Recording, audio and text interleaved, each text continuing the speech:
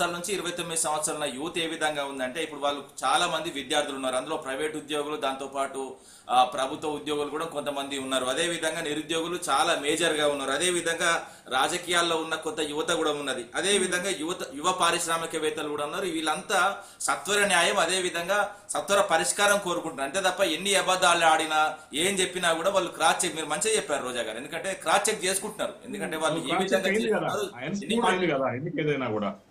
Cross check అయింది కదా రామ్మూర్తి గారు, అదే క్రాస్ చెక్ ప్రూఫ్ అయిందని చెప్పాను కదా నేను ఇందాక. ఎందుకు ఏదైనా గెలుపు కాంగ్రెస్ వస్తుంది, అదే క్రాస్ చెక్, అదే ప్రూఫ్.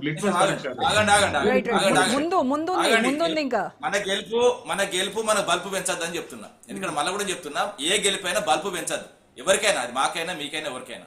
ఇప్పుడు మాట్లాడే ముందు హద్దులు ఉండాలి. దేనికైనా కూడా ఒక పరిష్కారం. యూత్ ఏం కోరుకుంటున్నారు, ఏం ఆలోచిస్తున్నారు, గది మాట్లాడుకుంటాం తప్ప గతంలో మీ ఎన్నికల్లో గెలిచినాం, ఈ ఎన్నికలు గెలిచిన తర్వాత యూత్ అంతా ఆధిక్యం ఉన్నది.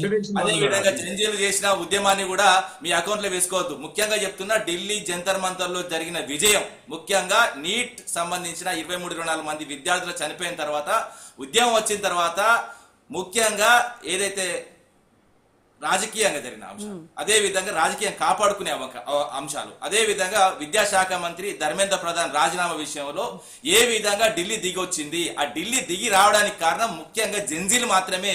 మీ పార్టీ కాదు, మా పార్టీ కాదు, ఎవరి పార్టీ కాదు. ఇంకా కూడా పార్టీలకు మీరు పూసుకోకండి. ఏదో బట్టలకు దుమ్ము పూసుకొని అదే విధంగా ఇక్కడ గీరికపై గిట్ల చూపెట్టుకుంటా మొత్తం దేశవ్యాప్తంగా ఇక్కడ చిన్నగా ఏదో గీరికపోయినట్టు చూసుకుంటా మొత్తం మాసిపోయిన బట్టలు వేసుకుని వెనకకెళ్ళి ఫోటో దిగి మొత్తం ఇలా మొత్తం ఫోటో పెట్టి మొత్తం దేశవ్యాప్తంగా తిప్పుకుంటే అర్థం చేసుకున్నాడు ఎవరు లేడు. అర్థం చేసుకున్నాడు ఎవరు లేడు.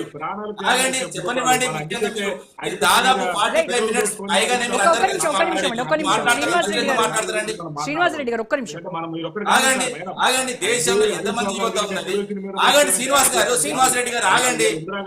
మీరు మాట్లాడతారు. శ్రీనివాసరెడ్డి గారు ఓవర్లాప్ అవుతుంది. ఒక్క నిమిషం ఆగండి. ఒక్క నిమిషం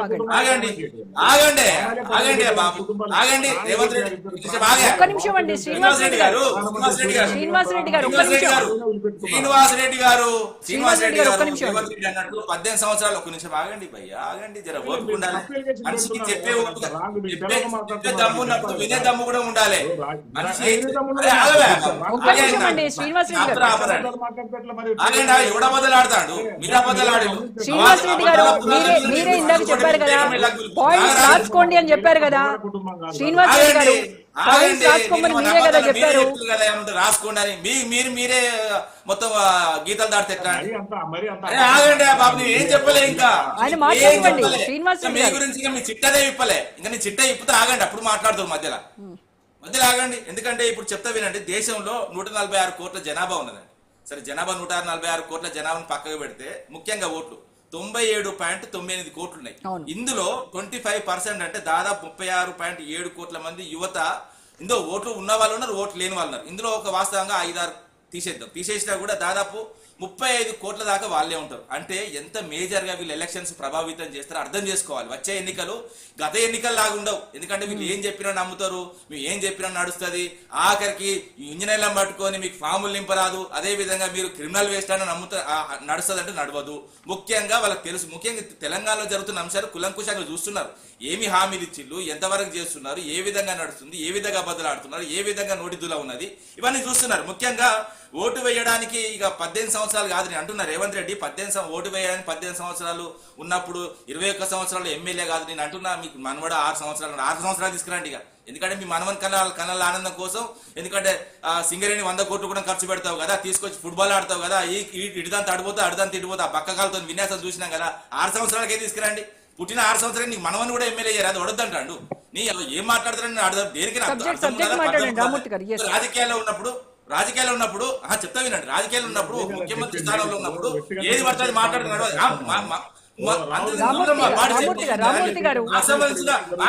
కేటీఆర్ గారు కొడుకుని చేసినప్పుడు లేదు, ఇప్పుడు వీళ్ళకి వస్తారు. నేను అడిగితే ఒక్క నిమిషం.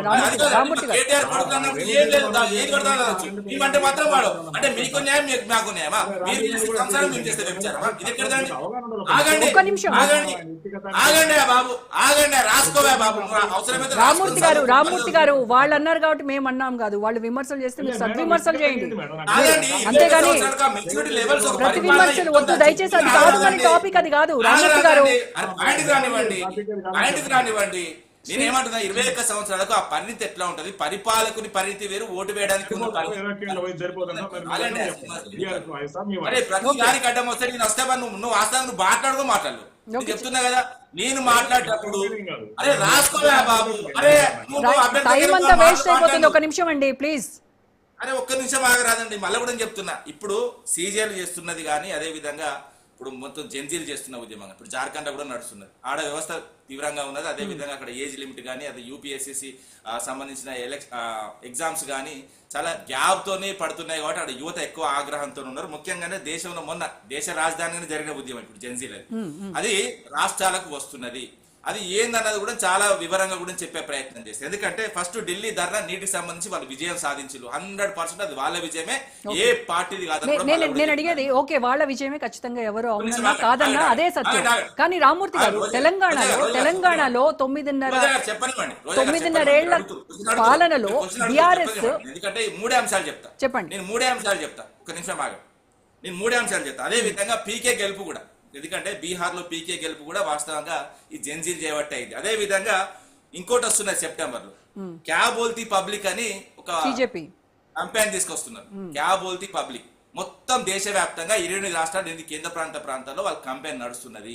వాళ్ళు పెట్టబోతున్నారు సెప్టెంబర్ లో. అసలు ప్రజలు ఏమనుకుంటున్నారు, ప్రజలు ఏ విధంగా కోరుకుంటున్నారు, దేశ యువత ఏం కోరుకుంటుంది, అసలు దేశ యువతకు కావాల్సింది ప్రభుత్వ ఉద్యోగాలు, ప్రైవేట్ ఉద్యోగాలు, అదే విధంగా ఫెసిలిటీస్, అదే విధంగా దేశంలో రాష్ట్రాల్లో వివిధ రాష్ట్రాల్లో ఏ విధమైన పరిస్థితి ఉన్నది, అదే విధంగా జాతీయ భావం అంటున్నారు కదా, అసలు జాతీయ భావం ఉన్నదా లేదా ఈ రాజకీయ నాయకుల దగ్గర. ఎందుకంటే వీళ్ళ మేనిఫెస్టోలో చెప్తాయండి. ఇప్పుడు బీజేపీ కానీ కాంగ్రెస్ కానీ జాతీయ పార్టీలు అని చెప్పుకుంటారు కదా, జాతీయ పార్టీలు అన్ని రాష్ట్రాలకు ఒకే విధమైన మేనిఫెస్టో ఉండాలి. కానీ ఒక రాష్ట్రానికి ఒకలాగా ఈ ద్వంద్వ నీతి, ద్వంద్వ సిద్ధాంతాన్ని యువత అర్థం చేసుకోవడానికి పరిస్థితి లేరు. ముఖ్యంగా ఏంటంటే ఈ కులాలు, మతాలు, అదే విధంగా రంగు, రుచి, వాసన, ఇంకేమంటారు ఇవన్నీ చాలా ఉంటాయి. ఈ భేదాలు ఏం చూస్తలేరు.